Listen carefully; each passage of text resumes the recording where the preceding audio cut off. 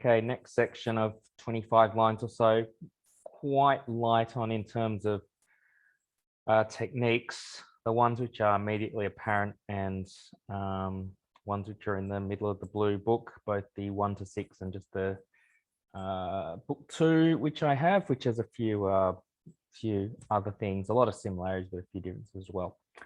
So Aeneas, still recalling the fall of Troy, and Ascanius has just been convinced to leave with him despite his old age.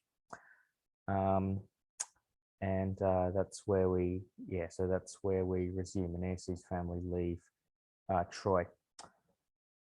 Okay, so firstly, line 709. So we have cardent. Now, it says that quocumque, so that's a word, any word with two QUs like that, like those whithersoever, whatsoever, whatever, all those words are really quite annoying. But this one's just, you can just say whatever, but literally it's whithersoever. So that's separated for metric purposes. I'm not sure about significance. Like it doesn't say in the blue book what significance it might be, it might have. But just note if there is anything Scansion related that could possibly draw attention to something.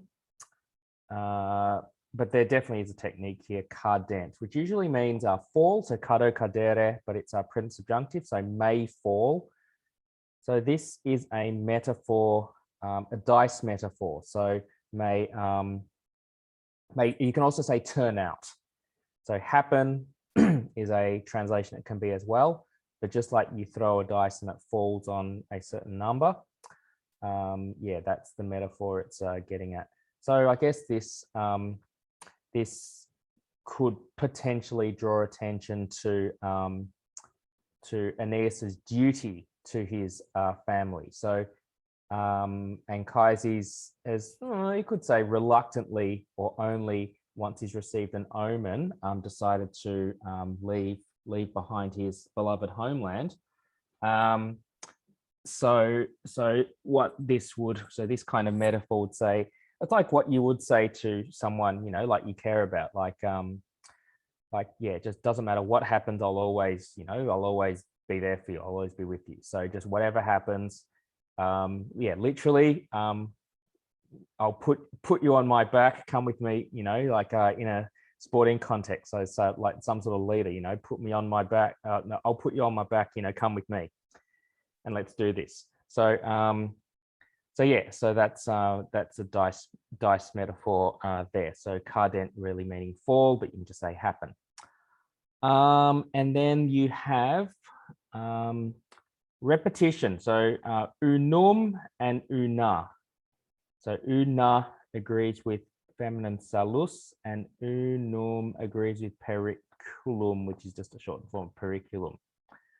So to further highlight this duty that Aeneas has, so remember he is pious Aeneas, so he's dutiful to his people. He has to lead his people to found the new Troy, etc., etc. This repetition of these these un words, unum, una. So yes, so we're all in it together. Despite the despite all the dangers, so we'll share in the sort of hardships, but also, as is his fate, he'll also lead them to, well, he has to lead, he's fated to lead them, and he says he'll lead them to safety. So it's a very roundabout road, but yeah, so that's what our fate is. So just definitely going to get from A to B, though it is a very windy road with very much hardship and very much periculum, very much danger. Now, this isn't technique related, but this is just from afar. So what line is that? It's at 711. So longe. So May my wife follow our footprints from afar. So this is mentioned in the lectures. So longe is something I just want to draw your attention to. So something that was mentioned. So Creusa, it is very strange that it said that Creusa, his wife, follows from a distance. And yes, this would be something that that Virgil's Roman audience could kind of understand. And in the text, women like Creusa have to be somehow conveniently got rid of, because Trojans, had to marry local Italian women to make the Roman race. So this is in the time of Romulus and Remus, etc. Yeah, so it would throw a big spanner in the works if somebody like Creusa were with him. So she just she's one of the costs, the costs of Rome. So is Dido as well. So so you see how the women, the women who were tired from the journey and were left behind in Sicily. Dido suicided because Aeneas had to. So, this is later on because obviously he's telling the story to Dido right now, and it's making her fall in love with him. And Creusa somehow fell behind, having walked not with them but at a distance. So so you can see how there's that link between Troy and Rome, and how Troy had to be founded. So a word like longe is quite significant in drawing that line from Troy to Rome, and how the Roman race sort of began. So through not these women, but through local Italian women intermarrying with the Trojans. So yeah, as I said, quite light on in terms of techniques. There is the mention of the Penates, 717. Where are we? So I haven't highlighted it, or Penatis, sacred things, and Penatis. So again, for Virgil's Roman audience, in, as I keep saying, 1st century BCE, just this. Their beliefs are from here. So just drawing that line, tracing that lineage, which they believe from Troy to Rome in the shape of spiritual beliefs. So there's mention of gods, gods such as Vesta. There was something else. Oh, that belief in just references to it thundering on the left, which the Romans believe is a good omen, etc., etc. Just very deliberate on Virgil's part. Really not long to go. There is an example. I'll just go to the last ones. I think it goes to 729. So yeah, he says, I'm covered by a cloak and by a 20 lion's hide. So cloak and hide. The cloak is made of a 20 lion's hide. So it's not two different things. It's the one item. So the cloak of a 20 lion's hide. So that's an example of Hendiades. I'm really not sure what it draws attention to, but if anything, as the famous artwork shows, he puts Anchises literally on his back to come with him, and I guess that's what he's wearing on his back. Could potentially just draw attention to sort of the symbolism of carrying Anchises on his back. So he's carrying Troy with him, and also could draw attention to the like if you're carrying someone in your shoulders, like they need to be carried. So so could also represent Aeneas's duty to his people, to his family, to his people. So he's carrying Troy, Anchises carrying the household gods. He's carrying what represents the past with him into the future. even though Anchises won't make it to what will be Italy or Rome, but it's very symbolic. So yeah, that's obviously on his back, and Anchises on his back. So that's just potentially what it could draw attention to. I could see that as maybe a question where you just identify the technique. So the explanation might be a little trickier.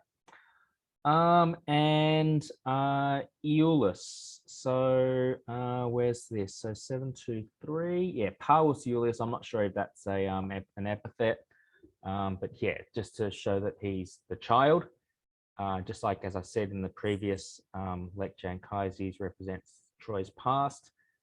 Aeolus represents the future.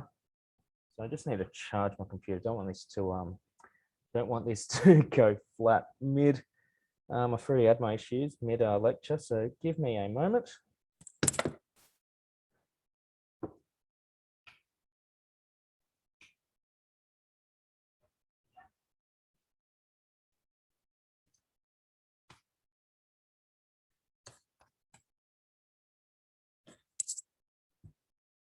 Okay, what a smooth running operation this is. Okay, so yeah, and yeah, so just again, non passibus aequis. So yeah, so just the length of Ulysses' steps aren't as great because obviously he's small. So that just emphasizes that he's a child. And a child still small enough to be put on Dido's lap. So as part of the trick to get her to fall in love with Aeneid. So the trick of Venus in doing that. So yeah, I'm not sure the exact age, but you'd say somewhere between a toddler and a small boy.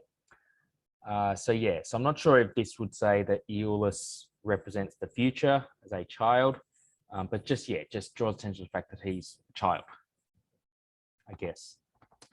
Again, pone, very peculiar word, this one, but it means wife. So same reasons for what word was it again before? Longe before. So all those same explanations about, this isn't a technique, by the way, it's just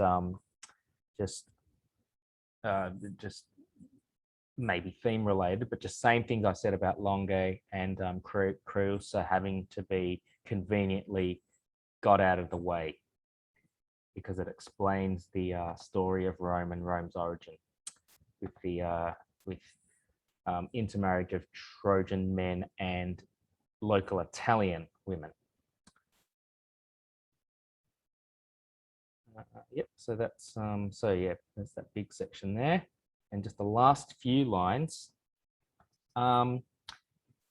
Yeah, these don't have any wider significance. It just gets across the how frightening the situation was, which as you should remember in book 2, Aeneas is telling his Carthaginian audience.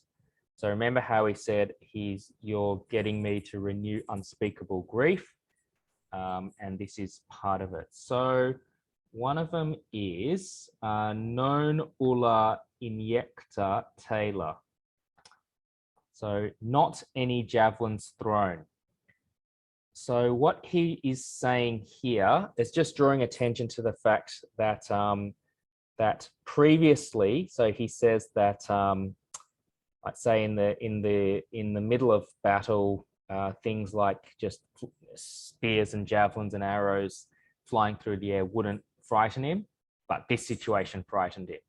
So by just having that negative, so that understatement, not any javelins, it just draws attention to how frightening this actual situation was. What also draws attention to how frightening it was is just that repetition of all omnes audi, all the breezes, and then omnis sonus, every sound. So just the two different things, and also the asyndeton. So it says all breezes, every sound. So just it's almost like when, yeah. So just say there's sometimes there are some things that they're not overtly frightening, but they're just normal things that frighten you. So it's just the breeze, and he's just startled by everything. So yeah, so that just draws attention to how frightening this situation is, and just how unspeakable this overall grief was of them having to leave their homeland, and how traumatic it was for him and for Aeneas and his people to recall. Okay, so that's it for this section here. Just a couple more sections, that one big 66 line one, and then just the 10 lines at the end. Okay.